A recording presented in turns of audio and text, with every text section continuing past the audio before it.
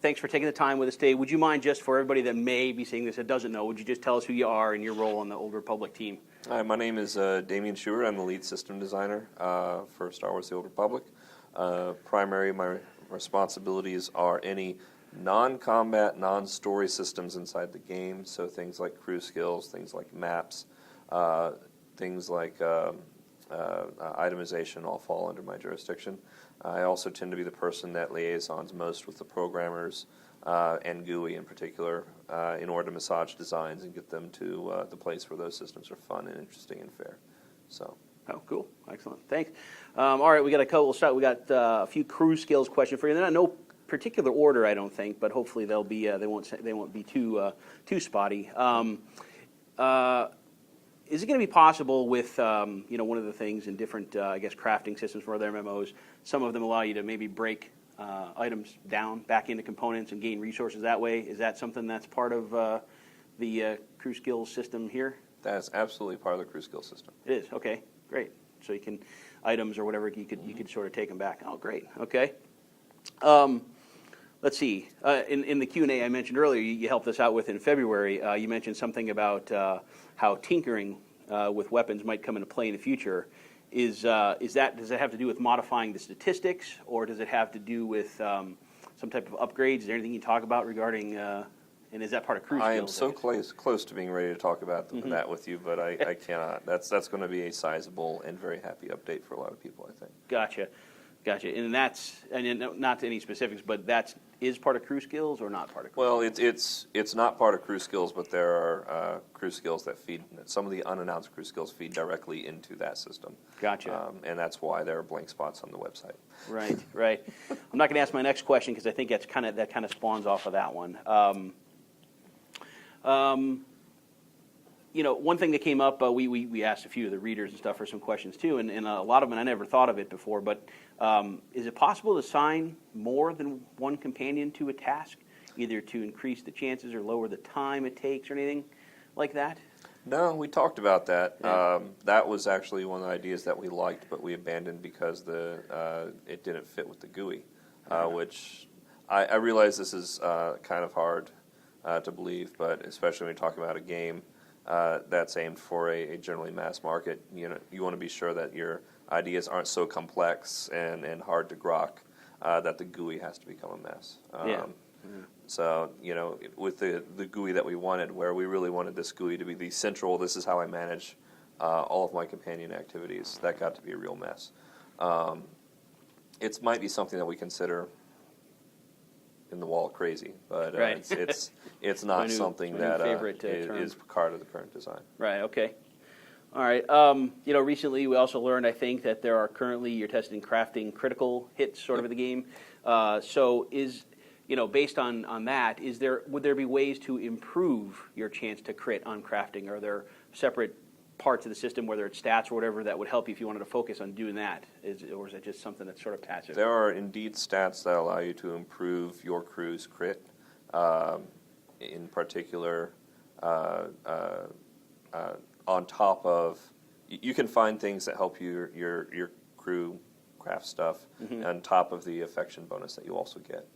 So your companion's affection gives you a small chance to increase their crit. Okay. Well, cool. That should be interesting. I don't know how you feel about this one, or if there's things like this in the game, or just even your opinion on it. Besides, rare resources or hard to find things. What about hard to get to crafting locations? You need a certain forge, or you need think the Black Anvil or something. That kind of thing. That doesn't work so cleanly with our abstracted crafting that happens on your ship. That's right? true.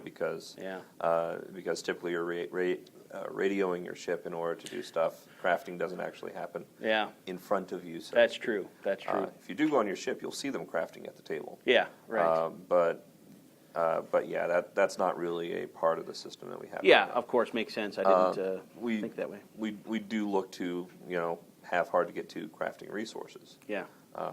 But not so much the shuttling the blacksmith down to the anvil of doom that we see in some game. Where else will you make the armor of doom? All right. Yeah, let's see here. Oh, crafted items. Where do you think most crafted items would take their design cue from? You know, in terms of, are they something that's Republic and Empire looking stuff? Is it a regional stuff like you're on Tatooine? Maybe a recipe comes from there and it looks like, you know, regional garb of that. I mean, how do the crafted items take their design cues?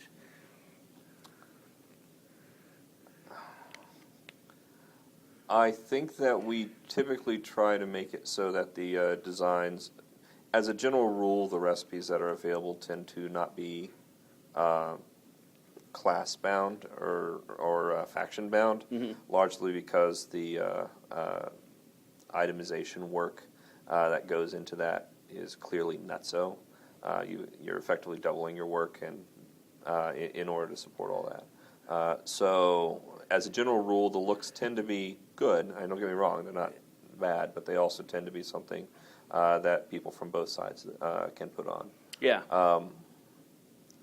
We don't do a lot with the sad part is we don't the Tatooine stuff. We don't do a lot with the Tatooine guy teaches you how to do Tatooine stuff.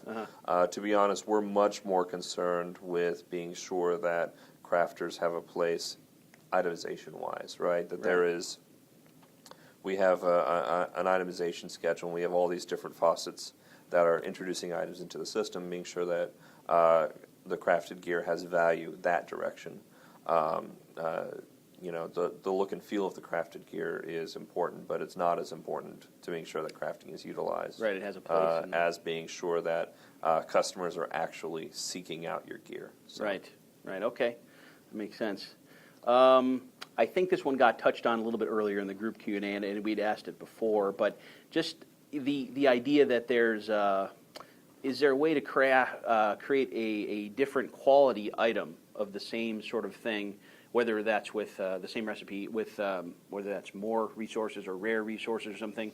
You know, is there a quality system in place for crafted gear? Well, I mean, you talked about one, which is the crafting crits, right? That is a case where you take the same materials and you do something else. The other thing is that, and we haven't talked about sort of exactly what it is, but we do have a way for you to research recipes, research schematics. That sort of ties into what you're talking about, but they're still uniquely different items, different entries in the crafting book. Oh, cool. Right. So. Oh, very cool. Very cool. Let's see. Archaeology was actually mentioned, I think, recently in the PC Gamer. I think that was the first place we heard about it officially.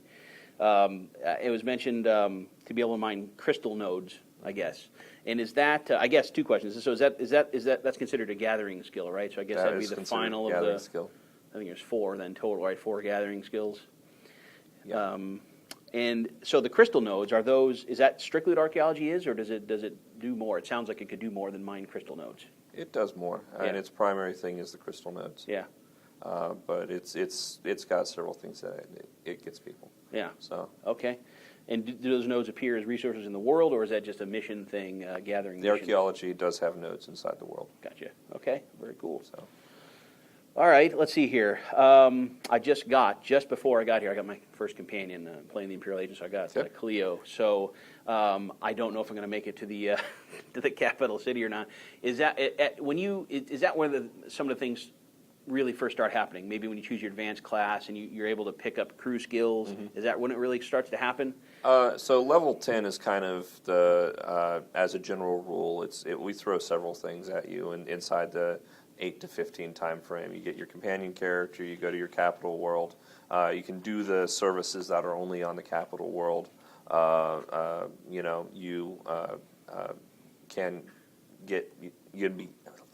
can pick up your crafting skills. You can send off Kaleo at the start of the world. You'll lose her while she's off crafting, and then she'll come back as soon as you get your crafting skill in the capital world. Once you get your ship, you get a crafting droid, effectively. You get a companion who exists primarily, so you always have a companion you can craft with.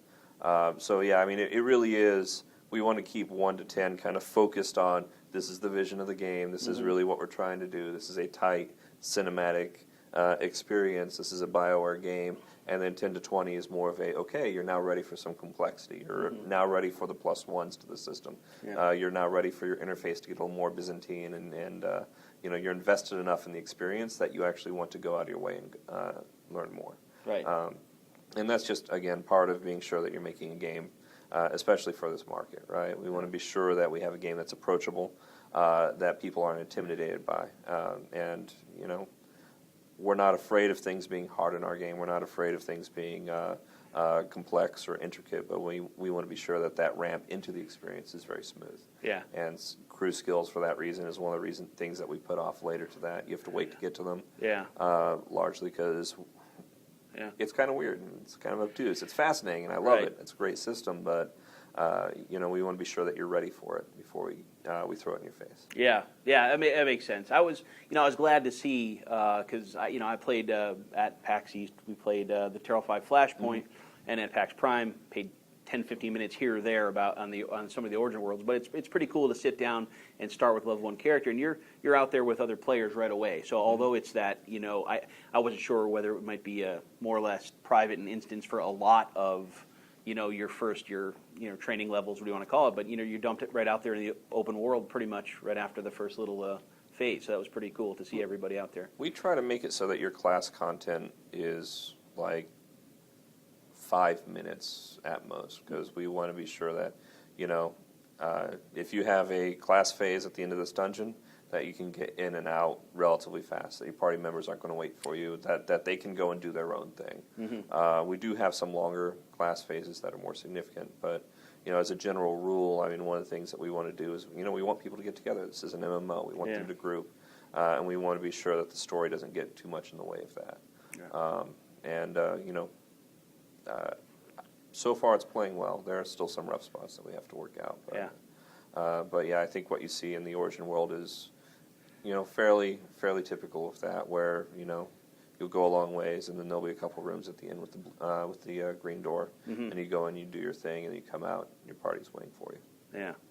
Yeah. That was pretty cool to see. I like that. Okay, we'll give cut him it. one more. Give him one more. Well, I don't know. I'd have to ask a Flashpoint question. So. You can ask it. You can ask it. Sure. Yeah. No, that's okay. I guess one of the questions was going to be how's loot handled from bosses? Is it like a predefined loot table, or is it going to be based on you can take a look at the party and see so you don't get the 2 breastplates of doom that no one can use? I'm not ready to answer that yet. Okay. Fair enough.